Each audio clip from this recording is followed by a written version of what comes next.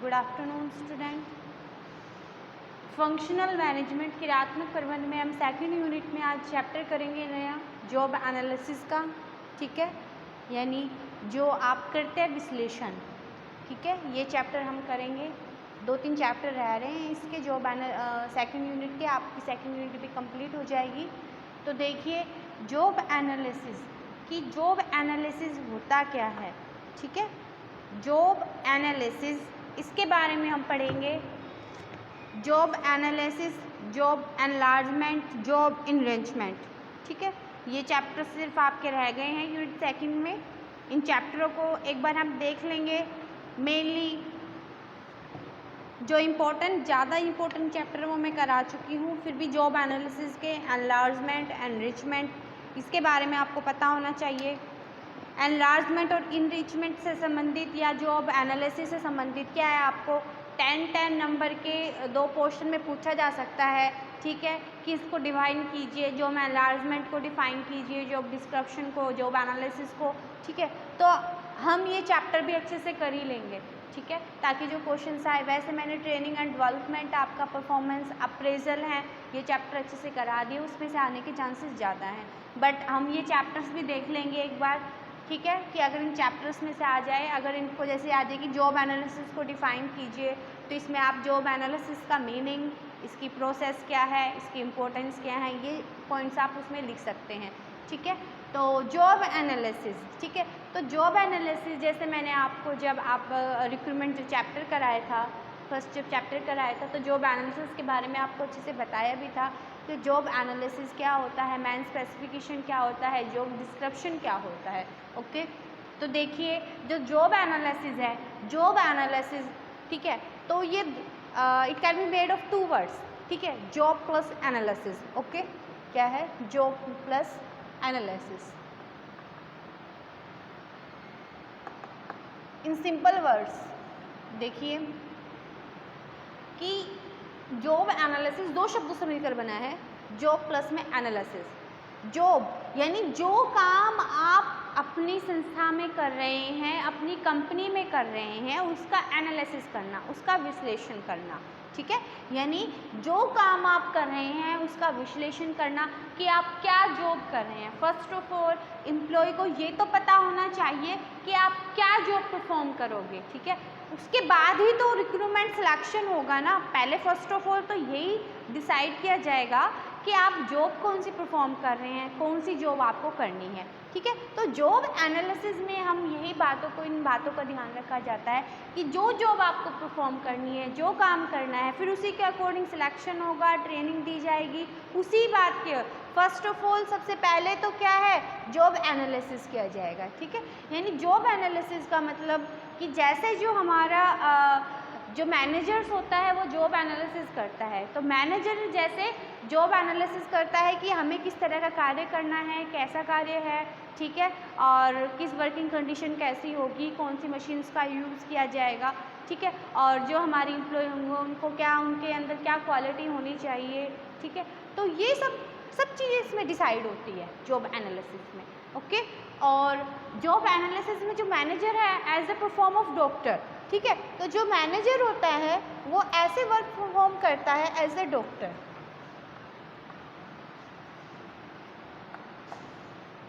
ठीक है,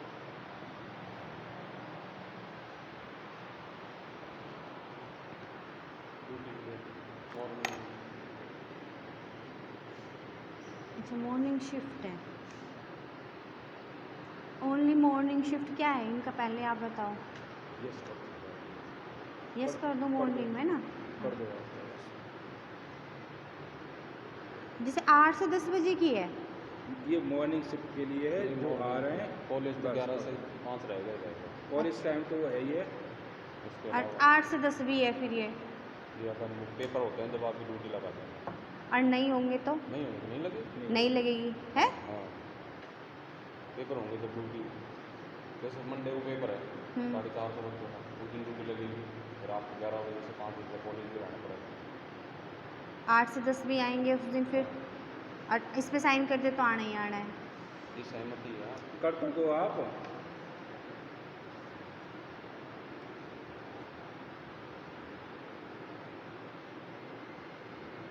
ये 8 से 10 ही लगेगी ना अगर होगी तो, मतलब समझे नहीं। और शाम को इवनिंग का नहीं होगा? नहीं, हमको अगर हुआ तो लग जाएगी भाई। कॉलेज टाइम में तो पेपर होगा 11 से 5 तो कॉलेज टाइम है ही। उसमें अगर पेपर होगा 11-5 हो पेपर हाँ। नहीं हो ये तो आपको रहना हाँ, ही। सुबह अगर पेपर होता है तो आपको बुला लेंगे, सहमत एक दिन में आ सकता हूँ। आ सकती हो ना सहमति से, हाँ, सहमत एक दिन में मॉर्निंग में कि अगर आप मॉर्निंग बुलाओ तो में आ सकता आ सकते हो, ठीक है। हूँ। नहीं, और जिस भाई मान लो किसी दिन काम हो गया तो उस वो दिन एक को तो अलग वो चीज़ है। अलग चीज़ है ना। हाँ। किसी दिन काम होगा जरूरी आना दिन आता है, लेकिन ये है कि 10 पेपरों में 2 दिन में काम होगा तो 8 पेपर में आना पड़ेगा। हाँ हाँ हाँ, वो तो एक ऐसे तो आपको समस्या हो सामने।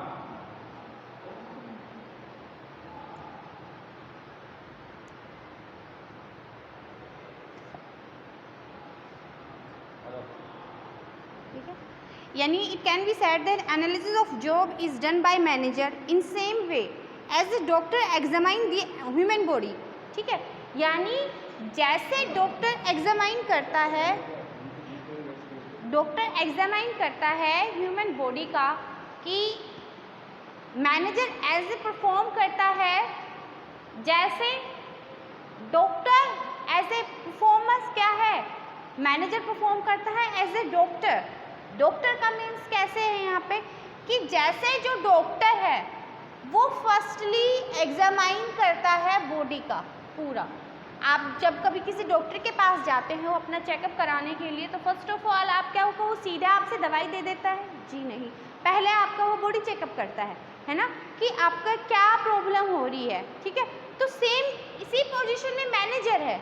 मैनेजर भी क्या है कि फर्स्ट ऑफ ऑल पहले जो आपके एम्प्लॉय है उसका सिलेक्शन करने से पहले ये तो देखेगा कि उनको मुझे जॉब कौन सी देनी है ना, उसी के बाद तो उसका सिलेक्शन होगा, आगे का काम तभी तो होंगे। तो फर्स्ट ऑफ ऑल जैसे उसको पहले ये डिसाइड करना होता है कि हमें what is to be done, ठीक है, करना क्या है, फिर बाद में हम डिसाइड करेंगे how is to be done, किसके द्वारा या कैसे किया जाएगा, by whom is to be done, ये जो काम होगा वो किसके द्वारा किया जाएगा। ठीक है, तो जॉब एनालिसिस में जो मैनेजर है as a perform as a doctor की तरह परफॉर्म करता है। तो जॉब एनालिसिस में आप ध्यान रखना कि जो परफॉर्म की जा रही है, आप जो भी काम कर रहे हैं, एनालिसिस जो भी आप कर रहे हैं, ठीक है, तो उसमें आप देखेंगे कि कैसे आपका परफॉर्म आप कर रहे हैं। ठीक है, तो जॉब एनालिसिस में इस पर ध्यान दिया जाएगा। ठीक है, तो मैनेजर एज ए डॉक्टर, इसमें देखिए हम जानते हैं कि जो भी हम बिजनेस रन करते हैं या जो हमारी एंटरप्राइजेज है, तो उसमें हम डिफरेंट टाइप के वर्क परफॉर्म किए जाते हैं इस ऑर्गेनाइजेशन में। यानी कोई एक काम तो किया नहीं जाता, तरह तरह के काम किए जाते हैं, different type of work perform by the different type of employees. ठीक है, डिफरेंट वर्क किए जाते हैं, किसके द्वारा, डिफरेंट एम्प्लॉयज़ के द्वारा। ठीक है, तो फर्स्ट ऑफ ऑल ये प्रॉब्लम तो राइज होती ही है कि जब आप डिफरेंट काम करते हैं तो उस काम का, यानी जो भी आप जो वर्क परफॉर्म कर रहे हैं डिफरेंट टाइप के, तो फर्स्ट ऑफ ऑल आपको वर्क के बारे में पता भी होना चाहिए कि एक्चुअली में कौन सा वर्क परफॉर्म किया जाएगा। ठीक है, सबसे पहले हम जॉब का एनालिसिस करेंगे, उसके बाद ही हम फिर देखेंगे कि जॉब की रिक्वायरमेंट क्या है, उसके अकॉर्डिंग ही सिलेक्शन करेंगे, रिक्रूटमेंट, पहले फर्स्ट रिक्रूटमेंट करेंगे, सिलेक्शन करेंगे, उनको ट्रेनिंग दी जाएगी, लास्ट में उनका परफॉर्मेंस अप्रेशल करेंगे। Okay, but first of all हमें तो ये डिसाइड करना होगा कि जॉब एनालिसिस क्या है, और हम अपनी ऑर्गेनाइजेशन को तभी सक्सेसफुली रन करा सकते हैं जब हमने जॉब एनालिसिस करा रखा हो अपनी जॉब का, यानी जो भी आप वर्क परफॉर्म कर रहे हैं उसका एनालिसिस कर रखा है। ठीक है, for the successful running of the business different type of work are done which case different type of problem in an organisation. Different type के काम किए जाते हैं, जैसे संस्था में क्या होती हैं, प्रॉब्लम्स अक्योर होती है। Job analysis is necessary for removal this difficulty. इन कठिनाइयों को दूर करने के लिए जॉब एनालिसिस का करना बहुत ज़रूरी होता है। ठीक है, तो उसके बाद ही job analysis include complete understanding like for performing work which type of machine is use, किस टाइप की मशीन यूज़ की जाएगी, work is according to the capability of person और not, what are minimum requirement for job, what is the type of job, कि किस तरह की job perform की जाएगी, what activities are involve in performing the job etcetera. Thus it can be said that analysis of job is done by manager in same way as doctor examine the human body. ठीक है, अब job analysis के base पर ही employ का selection, training और promotion किया जाएगा. ठीक है, the capable employ is not identified till complete analysis of job is not done. ठीक है, यानी कैपेबल एम्प्लॉय हम आइडेंटिफाई नहीं करेंगे जब तक, यानी हमें ये नहीं पता चलेगा कि हमारा जो कर्मचारी है वो योग्य है, जब तक हम उसका जॉब एनालिसिस नहीं कर लेते अच्छी तरह से. ठीक है, जब तक उनको हम यही नहीं बताएंगे उनको काम क्या परफॉर्म करना, तो वो काम कैसे करेंगे अच्छे से, है ना. तो जॉब एनालिसिस बहुत ही इंपॉर्टेंट होता है. ठीक है, तो ये मैंने आपको मीनिंग समझाया है जॉब एनालिसिस का, कि job analysis is the process of systematically analysing the activity pertaining to its job. It is designed to define the duty, responsibility and accountability. ठीक है, ये किस लिए डिज़ाइन की जाती है, ताकि जो हमारे एम्प्लॉई हैं उनकी ड्यूटीज़ को बताने के लिए, उनकी रिस्पॉन्सिबिलिटी को बताने के लिए, उनकी अकाउंटेबिलिटी को बताने के लिए. ठीक है, यानी क्या उनकी ड्यूटी होगी, उनको क्या ड्यूटी परफॉर्म करनी होगी, क्या उनकी रिस्पॉन्सिबिलिटी है, यानी उत्तरदायित्व क्या है जो उनको निभाने पड़ेंगे, एंड अकाउंटेबिलिटी, कि जो काम अगर उन्होंने दिया है, अगर उन्होंने नहीं किया तो वो अकाउंटेबल होंगे, उत्तरदायी होंगे. ठीक है, तो वो बताने के लिए first of all job analysis it's much so important. ठीक है, its studies are collects data relating to the operation of the work. It is a scientific and systematic search of the nature of job. It is just an accurate recording of the activity involved. ठीक है, कि जो भी activity perform की जाएगी उसका record होता है जॉब एनालिसिस. ठीक है, तो डिफरेंट आपको मीनिंग अच्छे से समझ में आया कि जॉब एनालिसिस में हम जॉब को एनालाइज करते हैं कि हमें कौन सी जॉब परफॉर्म करनी है, उसके बाद ही हम role, responsibility, accountability of employ determine करते हैं इसी बेस के ऊपर. तो जॉब एनालिसिस वेरी इंपॉर्टेंट. और जैसे हमारे ऑर्गेनाइजेशन में हम डिफरेंट टाइप ऑफ वर्क्स करते हैं, तो हमें बहुत सी प्रॉब्लम्स आती हैं, बहुत सी मुसीबतों का सामना करना पड़ता है. तो उन मुसीबतों का हम सामना तभी कर सकते हैं जब हम जॉब एनालिसिस करें. ओके, अब डिफरेंट ऑथर्स ने जॉब एनालिसिस की डिफरेंट डेफिनेशन दी है. मीनिंग मैंने आपको अच्छे से समझा दिया है. डेफिनेशन से इसका मीनिंग और अधिक क्लियर हो जाएगा. ठीक है, अकॉर्डिंग टू एडविन बी फ्लूको. ठीक है, हम डेफिनेशन पे चलते हैं. मीनिंग में मैंने आपको समझा ही दिया, वो मीनिंग में लिखना है. Definition according to Edwin B Flippo. ठीक है, एडविन बी फ्लिपो के अकॉर्डिंग जॉब एनालिसिस का मीनिंग है कि job analysis is the process of studying and collecting information. Job analysis is the process of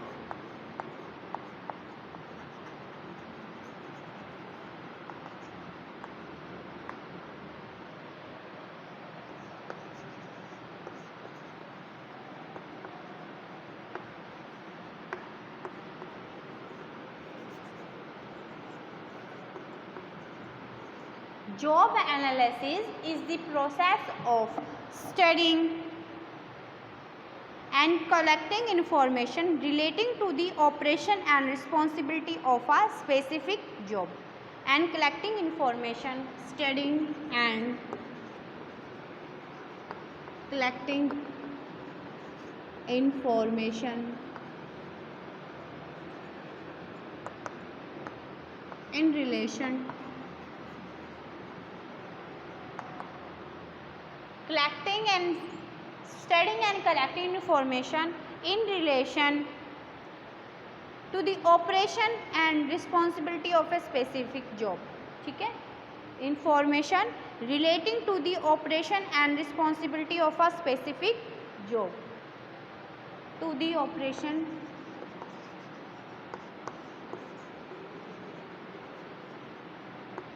ठीक है, to the operation and responsibilities of a specific job.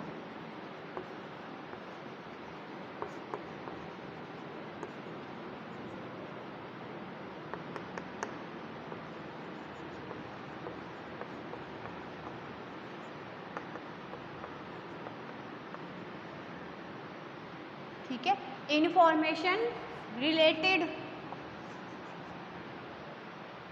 According to Edwin Filipo, job analysis is a process of studying and collecting information है। Job analysis ऐसे process है जिसमें हम study करते हैं और इन्फॉर्मेशन को गैदर करते हैं, इकट्ठा करते हैं, सूचनाएं रिलेटेड टू दी ऑपरेशन।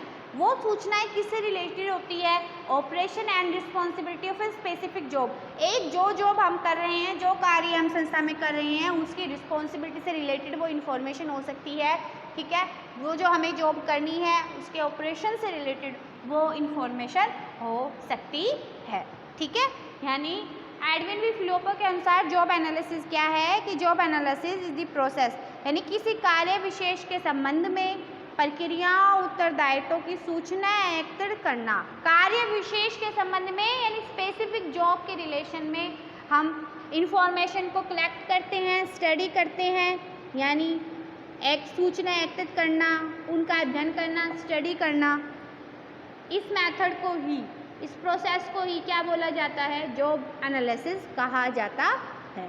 ठीक है, तो job analysis is the process of studying and collecting information related to the operation and responsibility of a specific job. ठीक है, यानी किसी कार्य विशेष के संबंध में प्रक्रियाओं, उत्तरदायित्वों की सूचना एकत्रित करने और उनका अध्ययन करने की विधि को ही क्या बोला जाता है? कार्य विश्लेषण कहा जाता है। ठीक है, क्या बोला जाता है? जॉब एनालिसिस बोला जाता है। ठीक है, एक और डेफिनेशन कर लेते हैं। Job analysis according to Michael Jucius के अनुसार, माइकल जूसियस ने भी इसकी और डेफिनेशन दी है। ठीक है, कि job analysis refer to the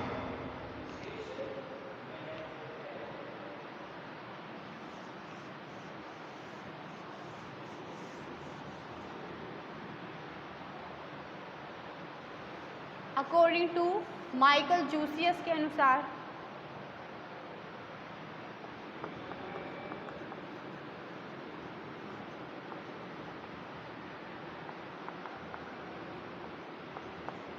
क्या? अकॉर्डिंग टू माइकल जूसियस, तो माइकल जूसियस के अकॉर्डिंग, ठीक है, इसकी डेफिनेशन दी है कि job analysis refers to the process of gathering information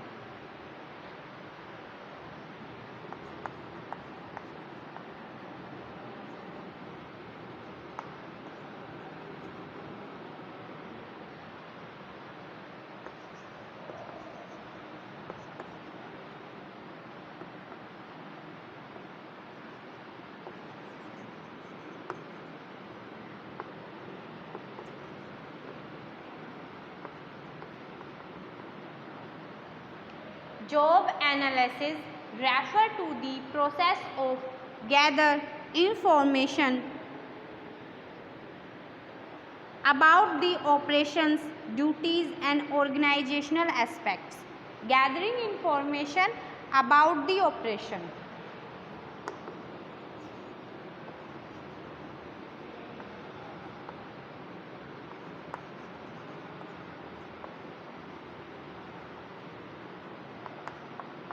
Duties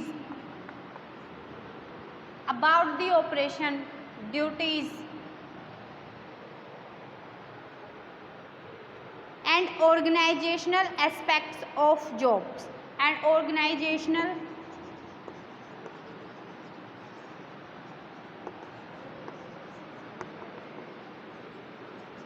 aspects,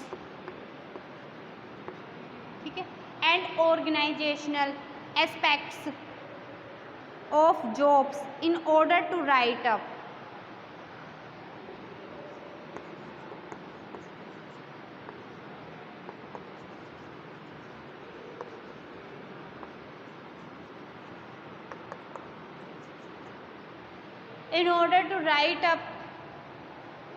specification of job description.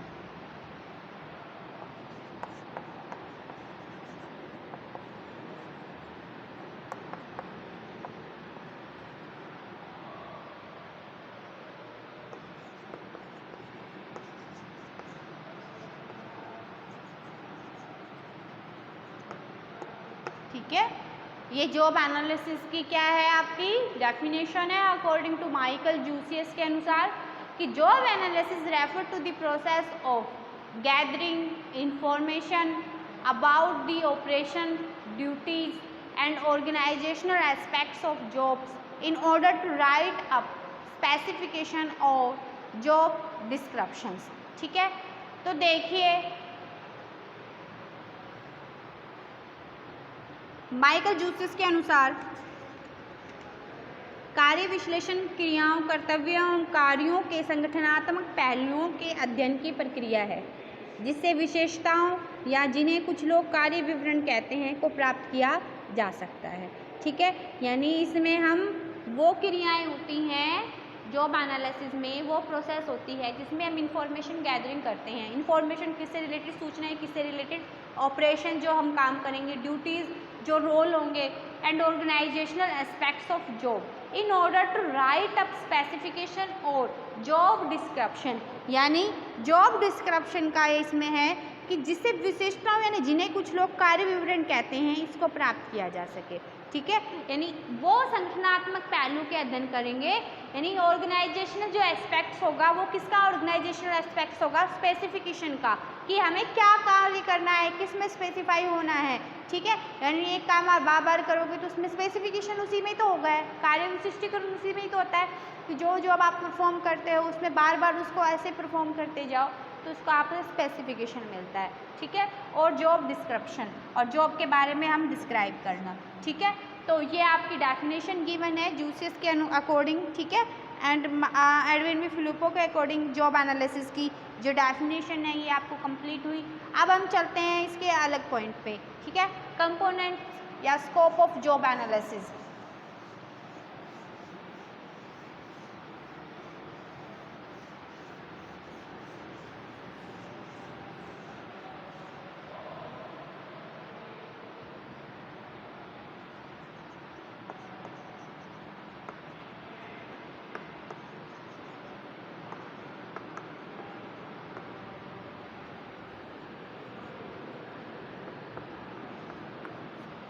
Component of job analysis. Job analysis के जो कंपोनेंट है, स्कोप है, यानी इसका क्षेत्र कहाँ है, तो जॉब एनालिसिस में हम दो मेन एनालिसिस करते हैं। First is job description,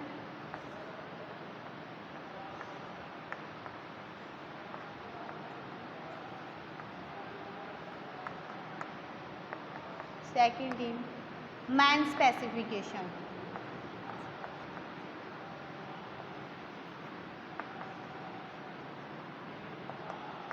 man specification क्या, जॉब स्पेसिफिकेशन भी बोला जा सकता है इसे।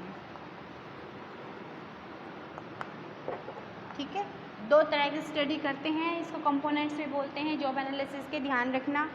जॉब डिस्क्रिप्शन कार्य विवरण जिसको बोलते हैं, मैन स्पेसिफिकेशन व्यक्ति विशिष्ट विवरण बोलते हैं,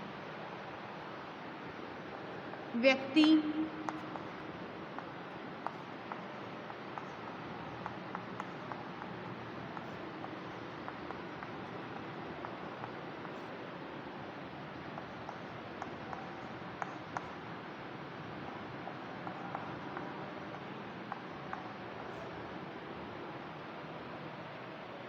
ठीक है।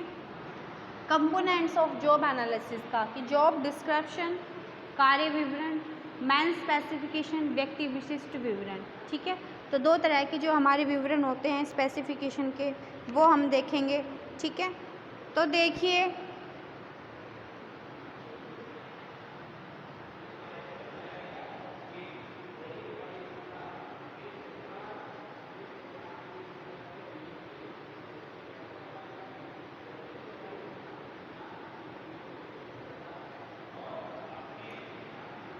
कि जॉब एनालिसिस के दो कंपोनेंट होते हैं, जॉब डिस्क्रिप्शन और मैन स्पेसिफिकेशन। दो तरह के इसके जो कंपोनेंट्स भी बोले जाएंगे इसको। ठीक है, या स्कोप के अंतर्गत भी आएंगे। ठीक है, तो दो तरह के जो होते हैं इसमें job description and man specification. Mainly क्या होता है जॉब डिस्क्रिप्शन में, तो जो जॉब का डिस्क्रिप्शन होता है कि आप कैसे जॉब परफॉर्म कर रहे हैं, जॉब का टाइटल क्या है, वर्किंग कंडीशन क्या है, कौन सी मशीन आप यूज़ करेंगे, क्या रोल रिस्पॉन्सिबिलिटी है जो सिलेक्टेड एम्प्लॉय को दी जाएगी, ठीक है। तो ये जॉब डिस्क्रिप्शन में होता है, कार्य के बारे में बताया जाता है, आप कैसे जॉब परफॉर्म कर रहे हैं उसके बारे में कम्प्लीटली।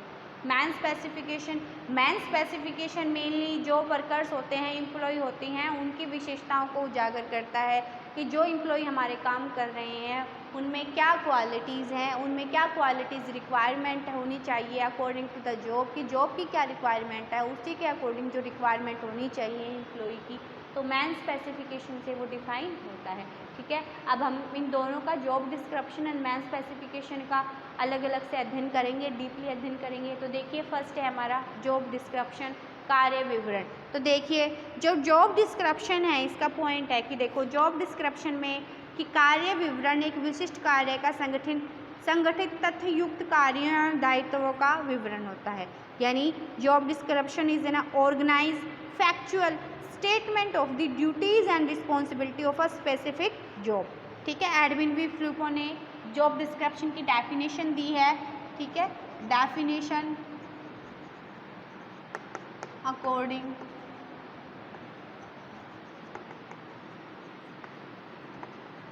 एडविन बी फिलिपो, ठीक है। तो एडविन बी फिलिपो ने जॉब डिस्क्रिप्शन की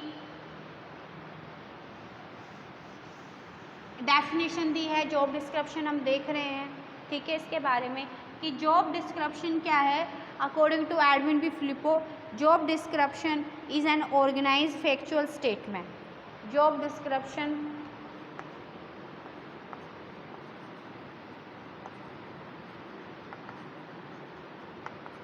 is an organized factual statement, ठीक है। Job description is an organised factual statement of the duties and responsibility of a specific job, of the duties and responsibilities of a specific, ठीक है। यानी ये एक factual statement होती है, जो भी ड्यूटी परफॉर्म की जाएगी, जो भी रिस्पॉन्सिबिलिटी जाएगी, उसकी एक ऑर्गेनाइज यानी संगठित और फैक्चुअल स्टेटमेंट होती है, तथ्यों से लिखित एक स्टेटमेंट होती है, लिखित विवरण होता है। यानी जो भी आप ड्यूटी परफॉर्म करेंगे, जो भी आपको उत्तरदायित्व होगा एक कार्य के प्रति, उसके बारे में जानकारी, वो होता है जॉब डिस्क्रिप्शन, कार्य विवरण। According to Edwin B Flippo, M B. Cumming ने भी इसकी परिभाषा दी है कि job description is a broad statement of the purpose, scope, duty and responsibility of a particular job. यानी जो जॉब डिस्क्रिप्शन क्या है कि जॉब डिस्क्रिप्शन जो आपको जॉब परफॉर्म करनी है उस जॉब का क्या पर्पस है, क्या ड्यूटीज़ हैं, क्या रिस्पॉन्सिबिलिटी है, वो डिफाइन करता है जॉब डिस्क्रिप्शन, ठीक है। जॉब डिस्क्रिप्शन में जो पर्पस यानी जो जॉब आप परफॉर्म कर रहे हैं उसका क्या उद्देश्य है, उसकी क्या आपको ड्यूटी, रोल क्या है, दायित्व क्या है, अधिकार क्या है, वो बताती है। वो फैक्चुअल स्टेटमेंट कौन होती है जिससे हमें पता चलता है, वो होता है जॉब डिस्क्रिप्शन, ठीक है। कार्य विवरण, कार्य विवरण एक ऐसा विवरण होता है जो जॉब के उद्देश्यों के बारे में हमें बताता है, ठीक है। जॉब का स्कोप, कार्य क्षेत्र क्या है, जॉब के रोल क्या है, क्या रिस्पॉन्सिबिलिटी होगी जॉब की, वो बताता है। तो आपको जॉब डिस्क्रिप्शन ये है, ठीक है। क्यूमिंग ने भी इसकी परिभाषा दी है कि कार्य विवरण किसी कार्य के उद्देश्यों, क्षेत्र, कार्य तथा उत्तरदायित्वों का विस्तृत विवरण है, ठीक है। According to MB. क्यूमिंग की ओर लिख लीजिए आप, इससे इसका मीनिंग और अच्छे से क्लियरफाई हो जाएगा। अकॉर्डिंग टू, जो क्यूमिंग के अनुसार, ठीक है, एम.बी. क्यूमिंग के अनुसार, एम.बी. क्यूमिंग ने भी जॉब डिस्क्रिप्शन की बहुत अच्छी डेफिनेशन दी है, जिससे इसका मीनिंग और अच्छे से समझ में आ जाएगा कि job description is a broad statement of the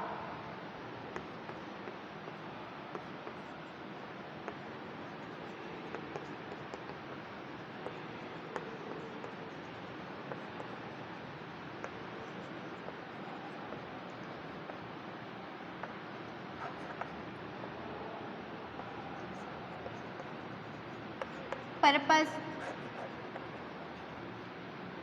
job description is the broad statement of the purpose, scope, duty and responsibility of particular job. Purpose, scope, duties and responsibilities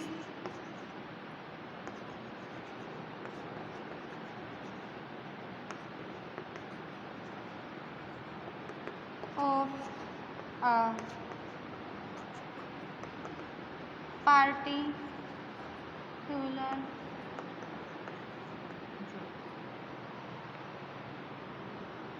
ठीक है। एम्बिक्यूमिंग के अनुसार कि जॉब डिस्क्रिप्शन एक broad statement होती है, कार्य विवरण किसी कार्य के उद्देश्यों, क्षेत्रों, कार्य तथा उत्तरदायित्वों के विस्तृत क्या है, एक विवरण है।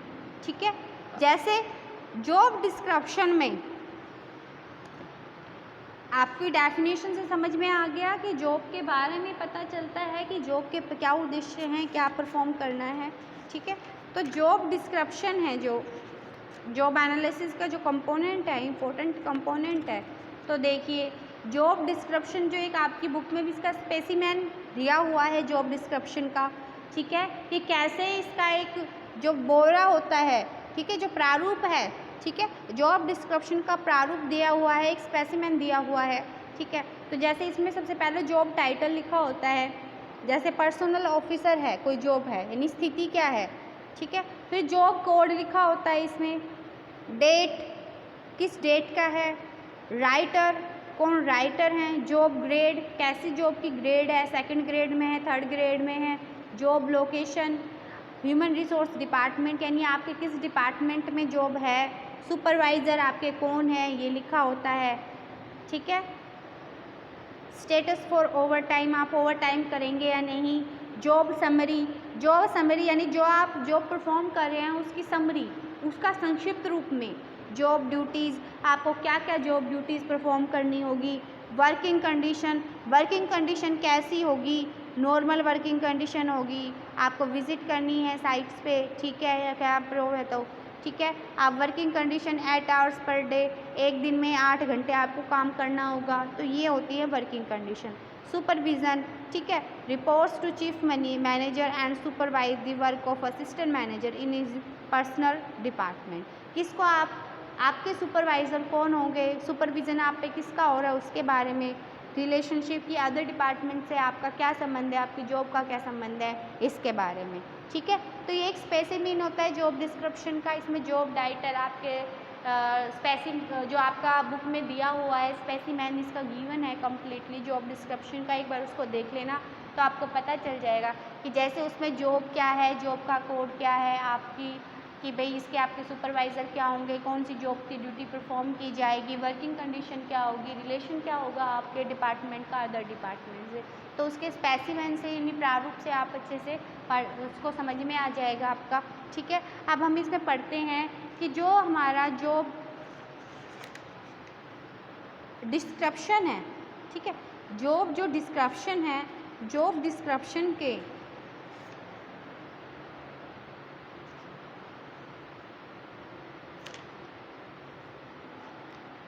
कौन कौन से कंटेंट्स होते हैं जो हमने ये पढ़े हैं, ये कंटेंट्स ही हैं कि जॉब डिस्क्रिप्शन के कौन कौन से तत्व होते हैं। ठीक है, अब ये पढ़ेंगे हम। पहले आप इसको राइट डाउन कर लीजिए, जिसकी डेफिनेशन है इसको अच्छे से कर लीजिए। ठीक है,